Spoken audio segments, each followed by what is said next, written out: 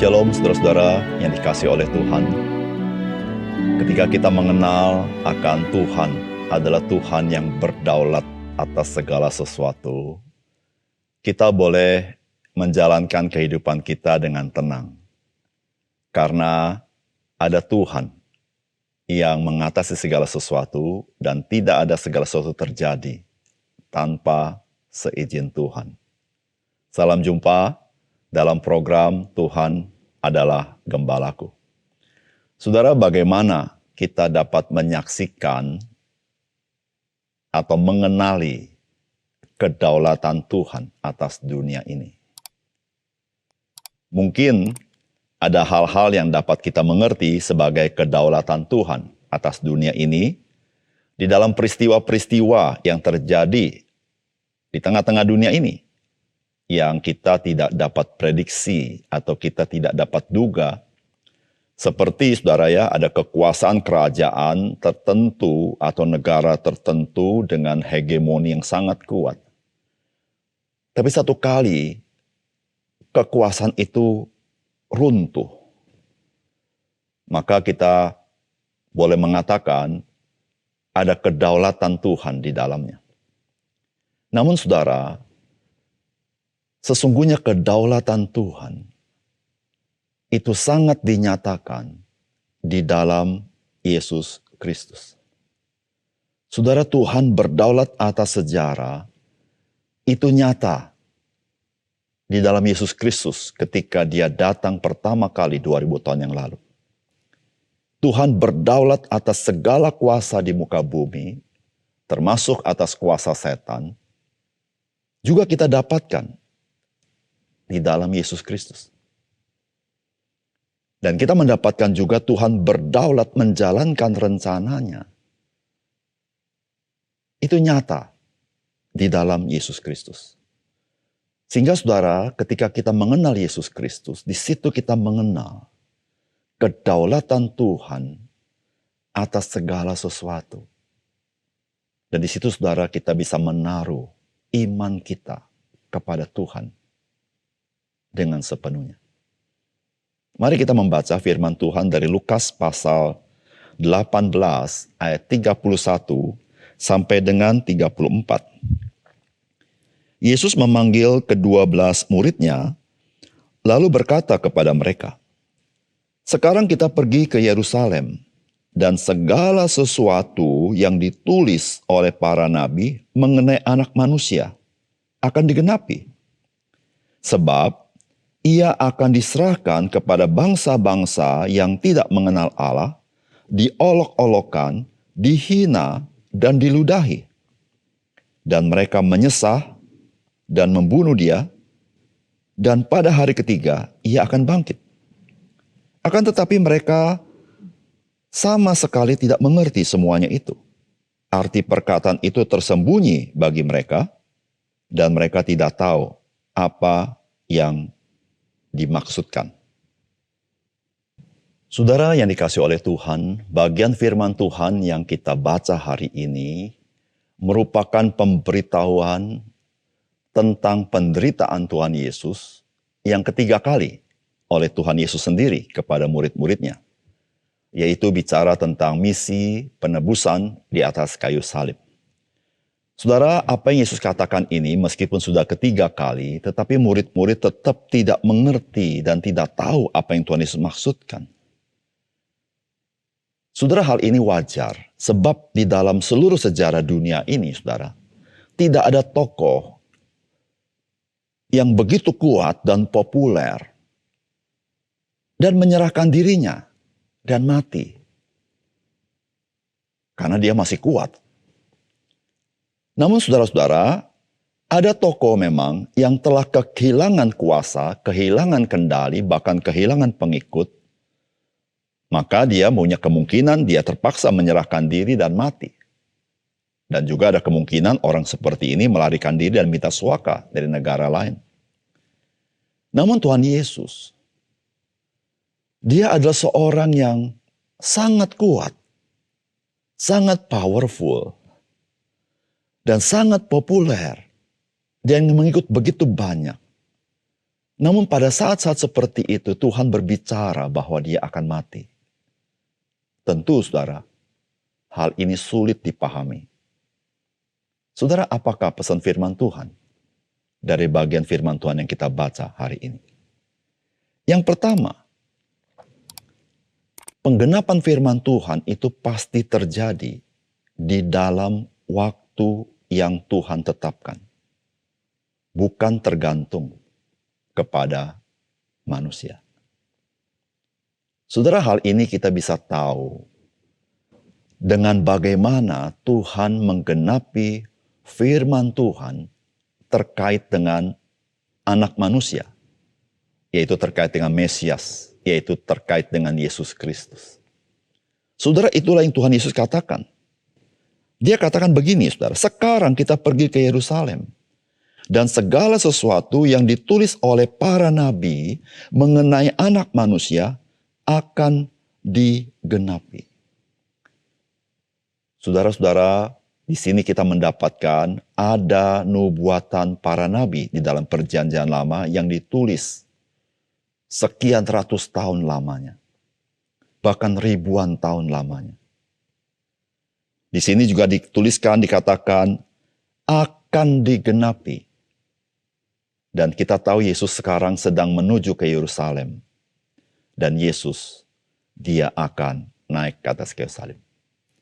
Saudara, Tuhan Yesus memberitahukan seluruh nubuatan perjanjian lama. Seluruh firman Tuhan pasti digenapi di dalam waktunya Tuhan. Bukan waktunya manusia. Tidak ada seorang manusia yang dapat menahan penggenapan bagian firman Tuhan itu.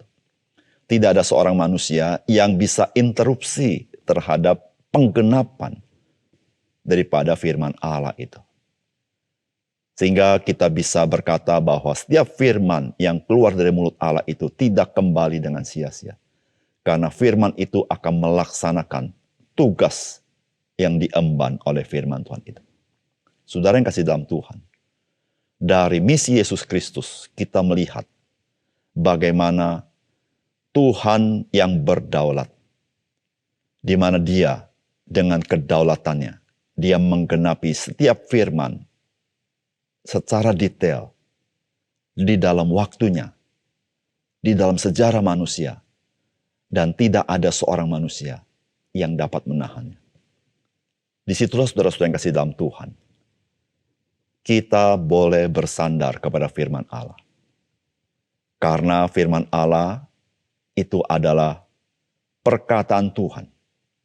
Dan Tuhan yang berkata-kata adalah Tuhan yang berdaulat, yang sanggup menggenapi firman-Nya, tidak tergantung situasi dan kondisi. Disitulah saudara, apapun situasi dan kondisi kita bisa menyandarkan hidup kita kepada apa yang Tuhan katakan dalam firman Allah. Termasuk di dalam janji-janjinya. Yang kedua, saudara, firman Allah hari ini memberitahukan kepada kita bahwa seluruh dunia telah melawan orang yang diurapi oleh Allah. Termasuk umat Tuhan, termasuk juga orang-orang yang tidak mengenal Tuhan. Saudara, di sini menggambarkan ada dua kerajaan yang berbeda dan beroposisi. Saudara yang kasih dalam Tuhan, siapakah yang melawan Tuhan Yesus? Siapakah yang melawan Mesias? Saudara, Alkitab memberitahukan kepada kita. Tuhan Yesus memberitahukan kepada kita bahwa sebab Ia akan diserahkan kepada bangsa-bangsa yang tidak mengenal Allah. Saudara, tentu yang dimaksudkan Tuhan Yesus, kata diserahkan, itu adalah pemimpin-pemimpin agama orang-orang Yahudi yang menyerahkan Yesus kepada Pilatus. Saudara, mereka yang menyerahkan adalah mereka yang beroposisi dengan Mesias. Dan mereka yang menerima, yaitu bangsa-bangsa yang tidak mengenal Allah, mereka juga beroposisi dengan Mesias. Dapat kita katakan, saudara, dunia ini menjadi oposisi Mesias itu sendiri. Saudara, disitulah saudara genaplah apa yang dikatakan oleh firman Allah di dalam Mazmur 2 ayat 2. Raja-raja dunia bersiap-siap dan pembesar bermufakat bersama-sama melawan Tuhan dan yang diurapinya. Saudara, ini ditulis di dalam Mazmur pasal 2 ayat kedua. Dan saudara, perkataan firman Tuhan dikutip oleh orang-orang percaya yang berseru kepada Tuhan.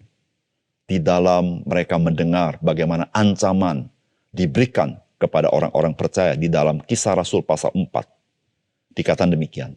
Raja-raja dunia bersiap-siap dan para pembesar berkumpul melawan Tuhan dan yang diurapinya. Sebab sesungguhnya telah berkumpul di dalam kota ini Herodes dan Pontius Pilatus beserta bangsa-bangsa dan suku-suku bangsa Israel melawan Yesus hamba-Mu yang kudus yang engkau urapi, untuk melaksanakan segala sesuatu yang telah engkau tentukan dari semula oleh kuasa dan kehendak-Mu. Saudara, ini luar biasa, saudara. Saudara, bangsa-bangsa termasuk umat Tuhan melawan Sang Mesias. Tetapi Alkitab berkata, untuk melaksanakan segala sesuatu yang telah engkau tentukan dari semula oleh kuasa dan kehendak. Saudara yang kasih dalam Tuhan, ketika kita menyaksikan bagaimana dunia dan bangsa-bangsa ini melawan Sang Mesias, saudara, Alkitab mengatakan, mereka tidak sadar, mereka sedang menggenapi seluruh rancangan Tuhan yang Tuhan telah tuliskan di dalam firman Allah.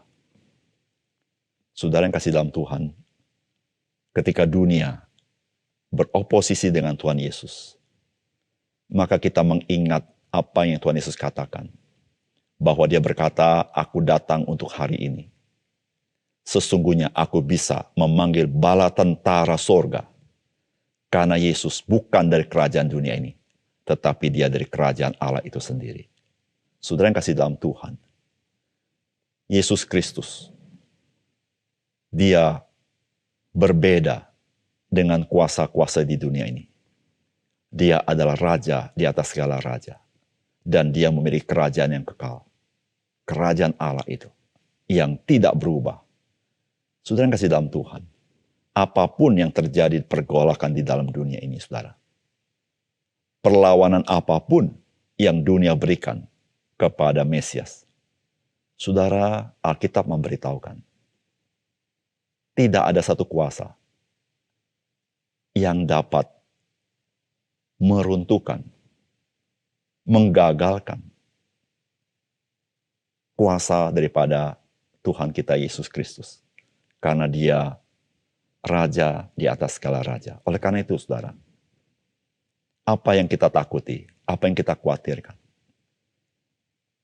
Tuhan Yesus berkata kepada kita, tetapi engkau, ikutlah aku. Saudara, itulah perkataan Tuhan kepada kita. Di situ kita mengikuti raja di atas segala raja. Dan dia berdaulat atas segala sesuatu. Mari kita berdoa.